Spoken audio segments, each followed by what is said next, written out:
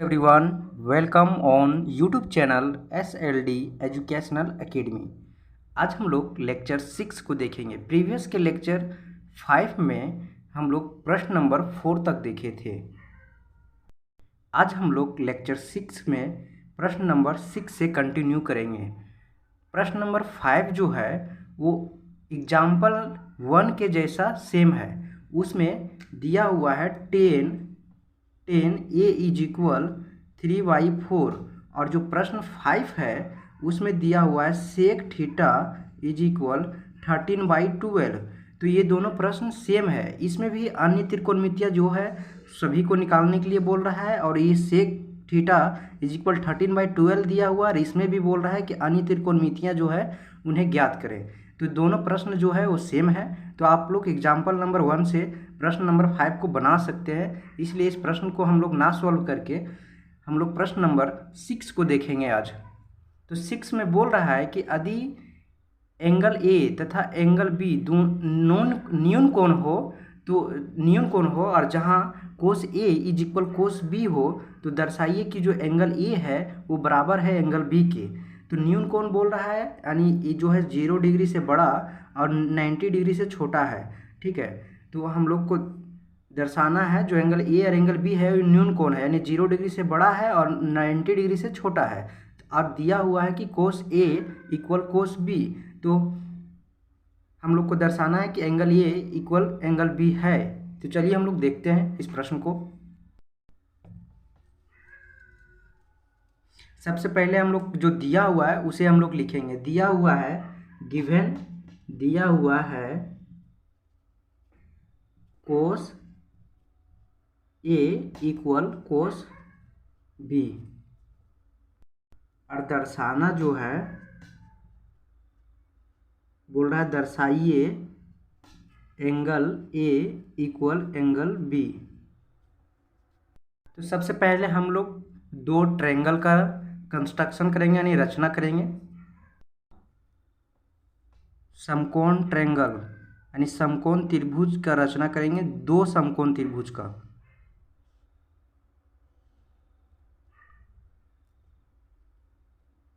ये आपका P हो जाएगा, A हो जाएगा और ये Q हो जाएगा और ये आपका D हो जाएगा, B हो जाएगा और ये आपका C हो जाएगा।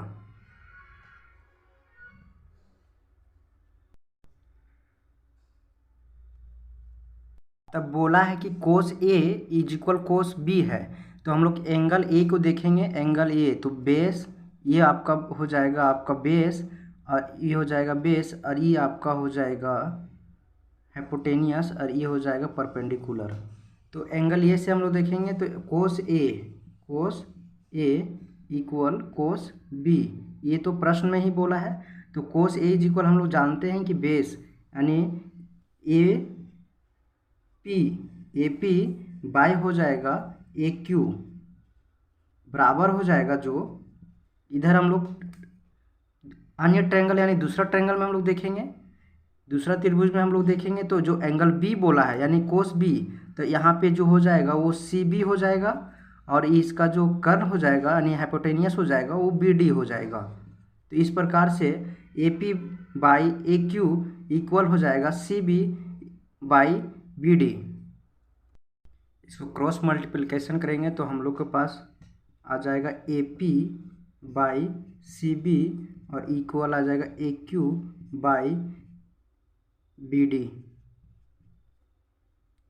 और इसके इक्वल हम लोग के मान लेंगे। ठीक है, तो ये हो जाएगा आपका इक्वेशन 1। अब हम लोग आगे इसको देखेंगे। तो हम लोग के पास आ गया A P by C B equal A Q by B D is equal k. ये इक्वेशन हम लोग समीकरण 1 माने हैं। इसको आगे हम लोग देखते हैं।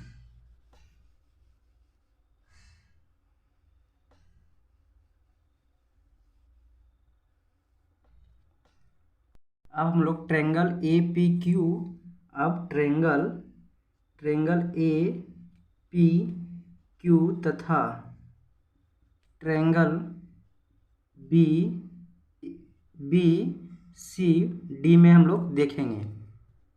इधर हम लोग इक्वेशन जो पहले है ना उसको लिख लेते हैं, उसके बाद है सो जो माने हैं हम लोग equation A P by B C equal A Q by B D is equal k, हम लोग जो इक्वेशन 1 माने हैं इसको लिख लेते हैं। उसके बाद अब हम लोग देखेंगे ट्रेंगल ए पी क्यू तथा ट्रेंगल बी सी डी में। तो ये हम लोग दोनों देख लिए हैं, तो अब इसको हम लोग लेंगे पी क्यू, भुजा पी क्यू लेंगे और बाय हम लोग करेंगे सी डी। तो इसके इक्वल हम लोग जानते हैं पाइथागोरस थ्योरम से, तो ये हम लोग कर्ण को ए क्यू में माइनस करेंगे पी क्यू को स्क्वायर को, ए क्यू स्क्वायर को माइनस करेंगे पी क्यू स्क्वायर में बाय, अब ट्रेंगल दूसरा ट्रेंगल में हम लोग देखेंगे तो इसका जो हो जाएगा ए बी डी का स्क्वायर एक माइनस सी बी का स्क्वायर हो जाएगा। तो इसके इक्वल आ जाएगा आपका। अब हम लोग इक्वेशन 1 से हम लोग देखेंगे कि जो ए क्यू बाई बी डी है इसके इक्वल के ले सकते हैं, और फिर यहाँ पे ए क्यू के जगह पे जो है ए क्यू इज इक्वल के बी डी एस के लिख सकते हैं, के बी डी। तो ये के बी डी जो है इसको हम लोग यहाँ पे पुट कर सकते हैं ए क्यू के जगह पे, तो ये हो जाएगा अंडर रूट के का स्क्वायर बी डी का स्क्वायर, और ठीक इसी तरह पी क्यू है तो सॉरी यहाँ पी क्यू नहीं होगा ए पी होगा, ए पी का स्क्वायर। तो ए पी इसी तरह से निकल जाएगा, तो ए पी के जगह पे हम लोग के बी सी का स्क्वायर लिख सकते हैं।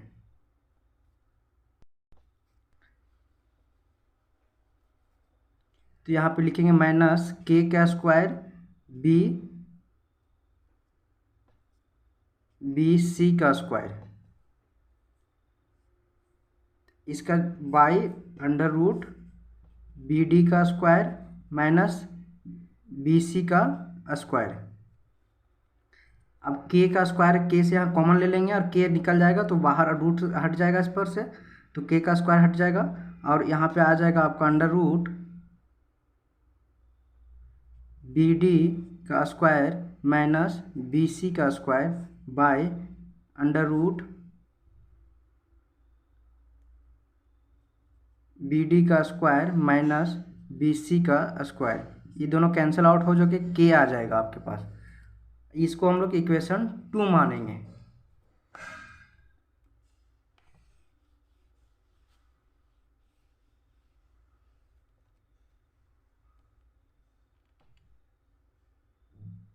यानी P Q by C D is equal k आया तो इक्वेशन 2 मान लिए। अब हम लोग इक्वेशन यानी समीकरण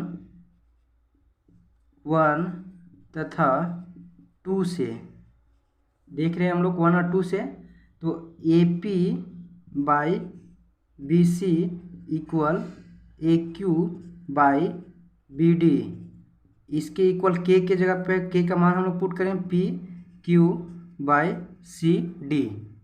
इस प्रकार जो ये ट्रेंगल जो है एस प्रमेय से जो है वो सर्वांगसम हो जाएगा ट्रेंगल ए पी क्यू सर्वांगसम ट्रेंगल बी सी डी, और इस प्रकार जो एंगल बी है वो बराबर हो जाएगा एंगल ए बराबर हो जाएगा एंगल बी के। तो इस प्रकार से हम लोग इस प्रश्न में दर्शाएं कि एंगल ए बराबर है एंगल बी को। अब हम लोग प्रश्न नंबर 7 को देखेंगे, और इसमें बोल रहा है कि यदि कोट थीटा इज इक्वल 7/8 दिया है तो हम लोग को ए है उसमें प्रश्न नंबर ए जो है वो बोल रहा है कि 1 plus sine theta into 1 minus sine theta by 1 plus cos theta into 1 minus cos theta का मान क्या होगा। हम लोग इसको मान निकालेंगे, तो इससे पहले हम लोग एक त्रिभुज को लेंगे, समकोण त्रिभुज, इसमें ए बी और सी हो जाएगा। तो कोट थीटा दिया हुआ है तो कोट थीटा इज इक्वल हम लोग को पता है कि होता है b बाई पी, तो p जो हो जाएगा 8 हो जाएगा और जो b हो 7 हो जाएगा। तब हम लोग AC का मान निकालेंगे। AC इज इक्वल हो जाएगा आपका, AC is equal under root AB का स्क्वायर प्लस BC का स्क्वायर, तो इसके इक्वल हो जाएगा आपका 8 का स्क्वायर प्लस 7 का स्क्वायर, जो कि होगा 113 अंडर रूट 113। तो जो AC का मान आ जाएगा आपका अंडर रूट 113। अब हम लोग एक में देखेंगे कि A का जो मान क्या होगा। तो A है इसमें हम लोग साइन थीटा का पहले वैल्यू निकालेंगे। तो P बाई एच होता है, तो P बाई एच होता है, तो P जो है इसका वो 8 हो जाएगा और H जो है अंडर रूट 113 हो जाएगा। अब कोस थीटा जो है वो होता है B बाई एच, तो B जो है वो 7 है और जो H है अंडर रूट 113 है। तो इस प्रकार से हम लोग साइन और कोस का मान निकाल लिए। अब हम लोग इसमें पुट कर देंगे और इसका जो मान निकलेगा वही इसका वैल्यू होगा।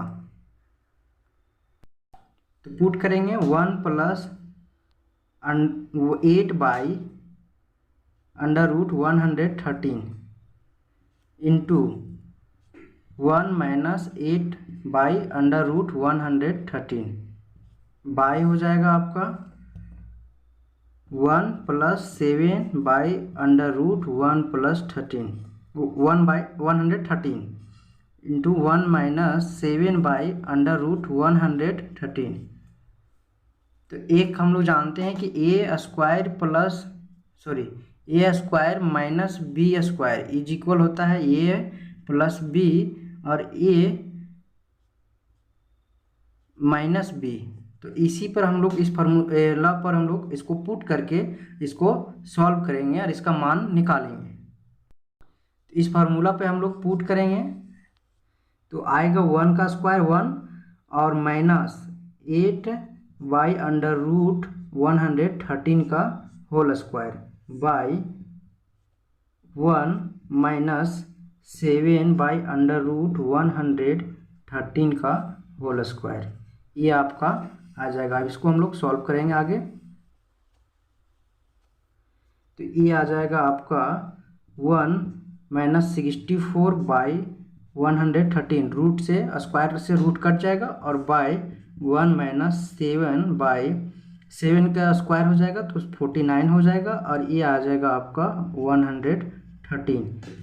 तो इसका आगे हो जाएगा 113 माइनस 64 बाई 113 और by 113 minus 49 by 113।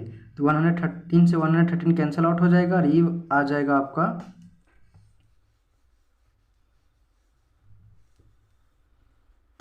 113 minus 64 by 113 minus 49, ये आ जाएगा आपका इक्वल हो जाएगा